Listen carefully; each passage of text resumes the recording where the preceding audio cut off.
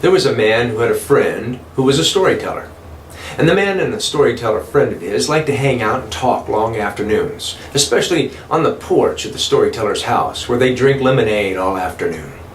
And one time the storyteller was finishing up a story as part of what he was saying. And his friend says, "How do you do that?" And the storyteller says, "What do you mean?" He says, "You have a story for everything. How many stories do you know? Thousands?" And the storyteller laughs and says, "Let's go for a drive." So they got in the storyteller's car and they drove on out of town, out to where the farms are.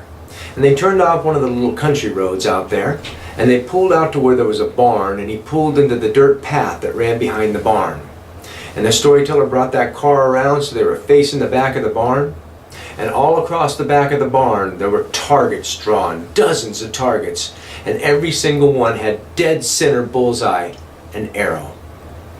And the friend says, "My gosh, whoever does this is incredible."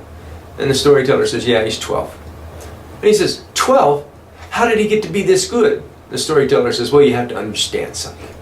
He saves up his money and he goes out and he buys a couple more arrows. And then he comes out here and he keeps shooting them at the side of the barn until he can get them to stick. And then once they stick, he runs over and he grabs that can of red paint and he draws a target around each one." And that's storytelling. And that's my story.